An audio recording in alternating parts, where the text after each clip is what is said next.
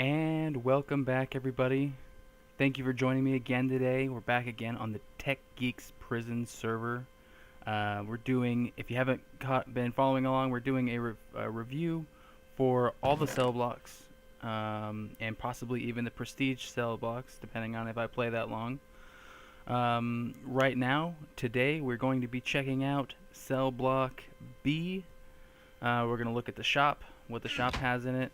We're going to look at the mines, what the mines have in them, and just do a quick little rundown review of everything. And so let's go ahead and get started. I am on today on Prison 3, I think, and it's the middle of the day, so I'm not carrying anything with me today. Just because I've already been killed 3 times trying to do this video, and there's someone here, they're not loading in. But I can hear them eating. Right there is spawn, as always, and right above me there is B in gold. We'll go over there and check that out in a second. Or in a few minutes, I should say. So I think this person is invisible. But this right here is, oop, a little bit of lag. Sorry about that. This right here is basically the main lobby area for B. On the far side, just over there, is where the cells are. I've actually never even been over there.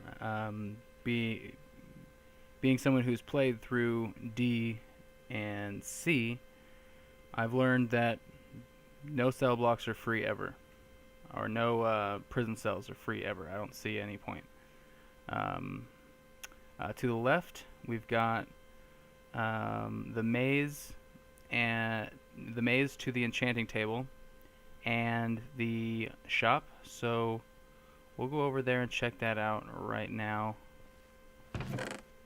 Oh, someone's here again. We'll go check that out right now. See how this goes. Like I said, there is a lot of people online. Guy's probably gonna try to kill me. And he didn't. Sweet. Alright, so this is a shop here. Just like in the previous cell blocks, we've got enchants for iron, or for tools, pickaxe and the normal wood cutting axe. The enchant is efficiency 1. It's 1,000 gold, or $1,000. And in D block it was wood. In the last block in C, I think it was stone. And in this one, it's iron and diamond. So you can finally just, as long as you've got a diamond pick or axe, you can enchant efficiency 1 onto your items. But just so you know, you do have to have the weapon or the pick or the axe in your inventory, in your slot that you're selecting these with. It'll be 1,500 gold, or 1,500 gold, $1,500 for that efficiency 1 on there, which that can be helpful. I would say save your money and just use the enchanting table that is below us. But we'll check that out in a little bit here. Let's see, what else do we have? Just like in the last ones, that you could sell or buy iron ore and gold ore. Not all of them have gold ore, but this one does. Also, you can buy diamonds here for 500. So that's helpful. And then the mine material, the base material in this mine is netherrack. So that's why you can sell it for the same price you would cobblestone in the previous one, or sandstone in C. But just to run down the prices here, it's the same as all the other blocks. Iron for 1 is $32. For 64 is $2,048. Coal 1 is $8, and 64 is $512. And gold 1 is $45, and 64 is $28.80. And as usual, gold ingots are $45, And I just said that. That's something else. Never mind. But also diamonds. Diamonds are 1 for 125 or 64 for 8,000. Not too bad. I would suggest though, with any with any of the other cell blocks, sell your diamonds in the sell your diamond. Sorry, I don't like free cooked food just laying around going unwanted. Sell your diamonds in the black market. It is slash server BM, hit enter, and wait a couple seconds. You can't move or anything like that, so you can't be in combat or anything like that. And it transfers you to the black market. It's a PvP free zone or area, and it really works out well. And with the other, cell blocks, you can also buy food, bread, soup, or cookies. Very overpriced. Just go to D Block and use the free food farm. It's a no-brainer, really.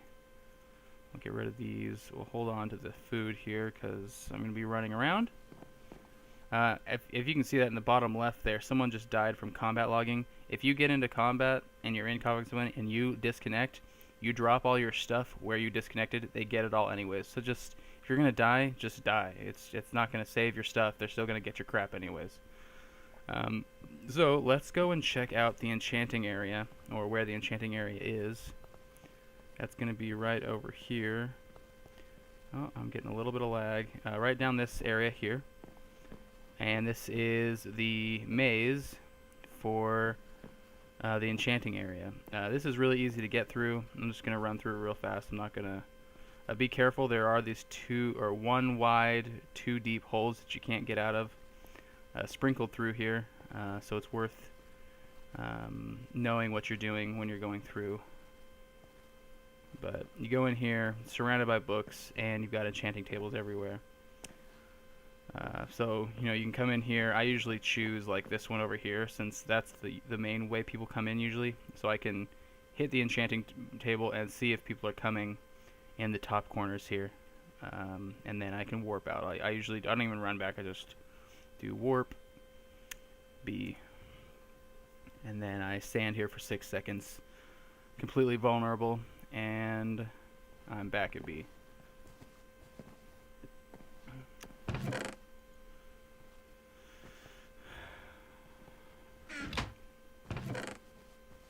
Alright, so we're back at B here. It seems like there is quite a bit of PvP going on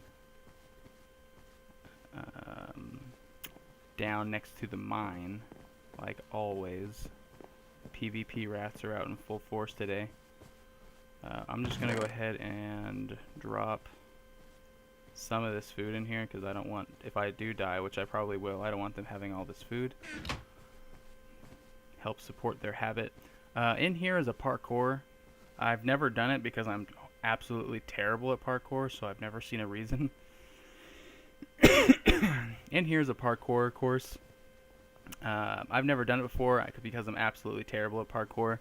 I'm not exactly sure where it goes. I am curious, so one of these nights when it's like 4 people on one of the servers, I'll probably come over here and check it out and see what's up there. But let's go and see if we can make it to where we need to be.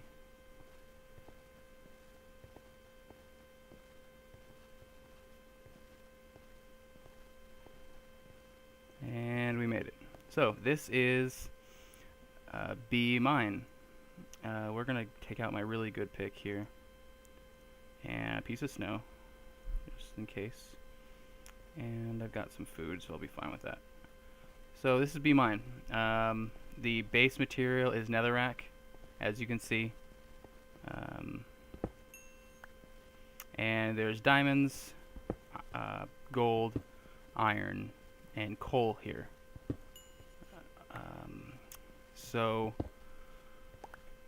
if you've got a fortune pick like I do, I grab the coal because the coal is worth 8 apiece, and that adds up. I mean, you're trying to get out of here. Most people skip the coal and just go straight for the diamonds. I don't. I grab pretty much everything I can get and sell it. except for the netherrack. The netherrack takes up a little bit of space in your inventory. But this pick that I've got here is efficiency 4, unbreaking 3, fortune 3. So, wait, if I'm just looking to cut through and get as much stuff as possible, I come to this mine because of this reason right here. Oh, cool. See, like just like a hot knife through butter. Just cut through and try to get as much as I can. Taking everything, don't leave anything behind. I'm a scavenger after all. Oh, wow. Don't even bother coming on here if you're going to use a hacked client. They do pay attention to it. I've seen many videos on the admins' YouTube channels of them following around people with hacked clients, and they pretty much just do this in this mine. So it's something they watch out for in this mine, especially. The people will, be wandering around, but you can tell that they're hacking just because, they won't be doing what I'm doing and like trying to spread out and get as much stuff around as possible or spread out as much as possible. They'll be really specific. They'll do this, and then they'll turn, and they'll go like this, and then dig down, and jump down. And all right, sorry about that, everybody. I lost power at my house, and therefore lost the video. I was just talking about the way that they catch cheaters and stuff like that, so it wasn't really anything important. Just general rules about not doing it. I'm sorry if you guys can hear my animals running around in the background. They play like crazy. But anyways, basically what I was getting at before I was so rudely interrupted was that if you can get your hands on a really good pick like this one, it would be very beneficial, because really you're trying to get whatever you can and to sell it. I know a lot of people on here, they avoid gold, coal, iron, pretty much everything. Once you get up to A block, which I know we're not there yet, but once you get up to A block, I highly recommend purchasing a what are they called? A plot. They're $100,000, so it is expensive, and that is gonna put you back a little bit because you're trying to level up. But to be able to have an area that's yours, that no one else can access your chests or your furnaces or anything like that, is huge. I don't know how many times I've gone out. Oh, I'm getting ready to get disconnected here again. Oh, there we go. Sweet. I don't know how many times I've gone home, or as I call it, with stacks and stacks of gold and iron, which would have taken forever if I had done it in the furnaces, because I only put in 8 at a time in the furnaces at D because of how often I get disconnected. And then, if you reconnect and you're on a different server, then you have to try to get back to the server that you were on, and then you've got to try to get back to the furnace room where you were before someone else goes in there and steals all your crap. So if you go and get a plot for 100,000, and then you go and go back home, and you just put in all your stacks of stuff into your furnaces on your plot, and you get disconnected, then you reconnect to the server, and then do /server plots1 or plots2, wherever your plot is at, and you get back there, and you're in the same spot that you logged out in, and no one can access your stuff. It's yours. It's very, very useful. Plus, you can set up shops and stuff there so that people around you can buy stuff from you. It's just something I really would recommend. We'll talk more about it when we get to A in next week's episode. But for right now, I'm just letting you know that that part gets easier. When I reconnected, I am on a different server now, so it's not as full as you can see here, or maybe you can't see. I'm pretty certain you can see it though. But as with all the other cell blocks, you have so far you've got ender chests inside the cell room here. This one doesn't have crafting benches in it, which some of them do, which is a little bit of a bummer. But, you know, what are you going to do? So I always just put all my stuff up there. A lot of people just throw their crap out on the ground, which I don't really see a point in doing.